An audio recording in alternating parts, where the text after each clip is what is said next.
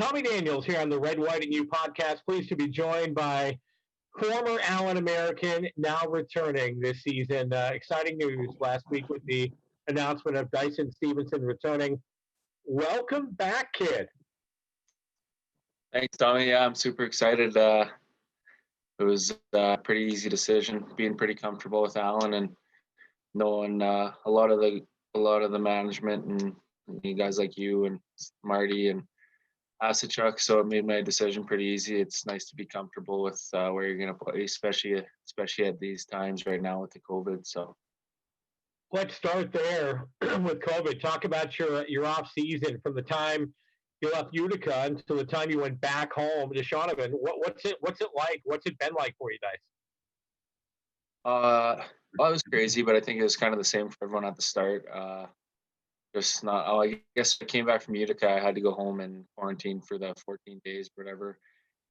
And it was getting pretty serious back then, so they put out like a $2,000 fine in Saskatchewan if you got caught not doing it. So I got pretty fortunate to use my family friend's lake house out at one of our lakes. There was ice on our lake, so I got to go out ice fishing every day. So Wow. got pretty lucky with that. And then we got kind of when the snow came off, we started farming and seeding, planting our fields, and so that kept me busy. And then I had a good 2 months off where I just kind of spent at the lake. And, we ended up getting baseball going, so I played baseball. And then the past month and a bit, I've been up in actually Saskatoon, Saskatchewan, which is 4 hours away from me, training and skating. But I'm back home now for a few weeks here before we head down to Allen. What was it like those couple of years in Wichita? Because you were so involved and so invested in this team. Obviously, raising your first championship trophy, at the pro level. That had to be really a bizarre situation for you for the first time when you came back in against the team that was part of your championship, I guess, resume. Yeah, for sure. When I played junior in Regina, I was never traded. I spent 4 years. So the first year I played pro, I was on 4 different teams. Ended up going to Allen and winning the cup. So I got a good learning experience from those 4 teams I went on. I was always so upset when I got traded because I got so close to my teammates, and I'm one of those guys that would do anything for my teammates. So as soon as I kind of leave a place, I get upset about it. And but it worked out for me. I played a different role in Wichita. I was playing more minutes, playing on their top line, and obviously we didn't win a championship or anything, but coming back to play Allen was pretty exciting. I always play hard. Doesn't matter where I play. I played hard, just as hard as I did in Allen as I did Wichita. Just Yeah. You never want to lose to your old team, and that's just kind of how I came into every game when I played Allen. So it was definitely a weird situation for me, but I think every team I'm on, every league I'm in, I play the same no matter what. I want to win more than anyone does, and I'll do whatever it takes to win. So.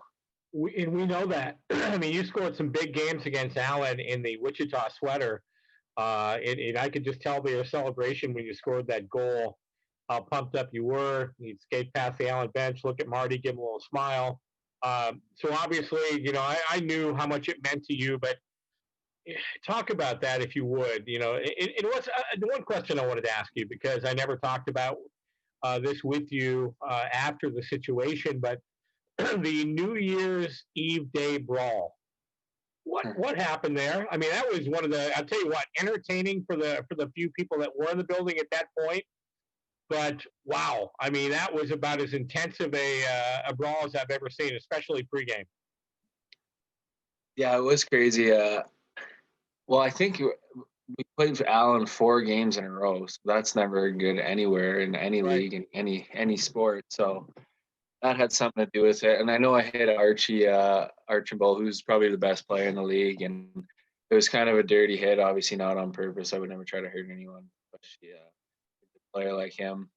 And that kind of carried over throughout the game. And I think Marty kind of gave a warning that if I do anything, make sure it gets taken care of. And uh, when you're in the away team and you go to play Allen, you got to skate right through everyone to get out for warm ups. So, Yeah. and I was the last one to come out, so pretty much everyone was on the ice, and Allen's always got a tough team. I was actually pretty scared going into that game.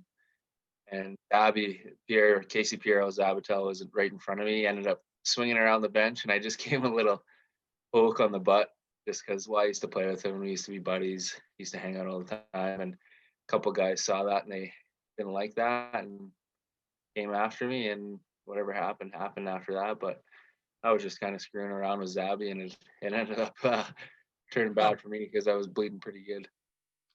yeah, that was quite a ring in the new year type of game. But you know what? I mean, obviously, one of the first things I always made sure I did when we were on the road in Wichita or you were here is come and say hi. Especially like when Brownie played with you guys too. It was there was one time I think we had three guys, didn't we? I'm drawing a blank on who the third one was, but there were three former Americans on Wichita at the same time, and your leadership for Allen. The one thing I always liked about you were always trying to arrange things for the guys, a group get together. I remember you reaching out to me several times. Hey, Tommy, what do you think about Billy Bob's? What do you think about this? Can we do this? So you were always, even though you weren't, wearing the C in Allen, you're always playing like that leader and the guy that wanted to make sure that the guys were always doing something together. And I always respected you for that, Dyson, because you're a young guy, but you know what? You played like a leader and a guy that should be the captain. And lo and behold, when you got to Wichita, you got that C. Yeah, for sure. I told you before, like I was just kind of brought up to do that.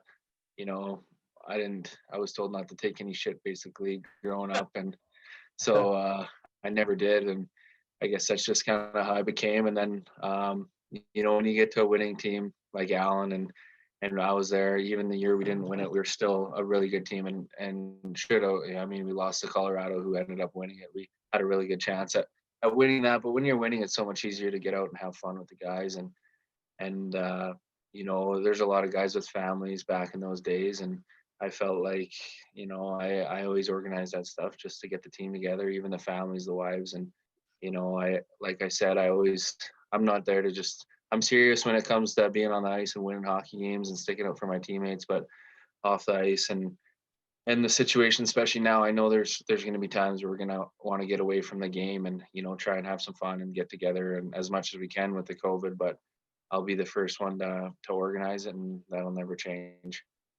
Have you ever stopped to think about what it's going to be like this year, walking into a rink, temperature check immediately, COVID test every day, jumping on a bus with 23 or 24 guys with, obviously that risk out there. I mean, do you think about it much? Do you not worry about it? I mean, I know you're as tough as they come, and you're a Steve Martinson type of player. But you think that'll be in the back of your mind, every day when you come to the rink? I think we'll get used to it. I was actually just talking to my dad today.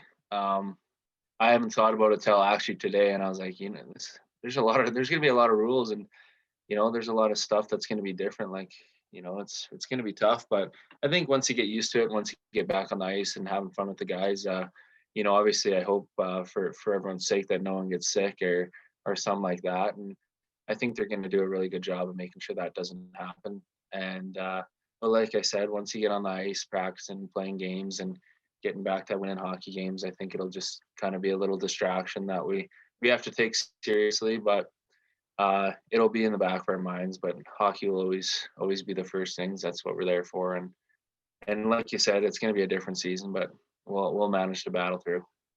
Well, I can't wait to see the family, Lance, Sherry, back here in Allen. Always enjoyed, spending time chatting with them. Even after you left Allen, your mom would always still message me, on Twitter saying, "Hey, I'm listening to you tonight" or whatever. So, I always appreciated that family bonding that you get, and we had a lot of great players that have come through the doors in Allen with some great families. You're right there at the top of the list. I know number 26 is really excited about you coming back this year. It's going to be just like old times, guys. Yeah, for sure. I'm super excited to see Marty and yourself and Monty and all the guys I used to play with. I know there's so many guys that played in Allen that liked it so much that they ended up getting places, and I'm excited to see those guys too. And it's gonna be fun. Hopefully, my parents can get out. I don't know what the COVID rules are gonna be, but hopefully they can get out and come see. My mom was trying to get me to wear a Trump hat for this interview, but told her I better not because I don't want anyone hating me to start the season or whatever. So Well, you know what? We can't wait to see you again. Give my best to your family, and it won't be long now. We'll see you in about a month or so.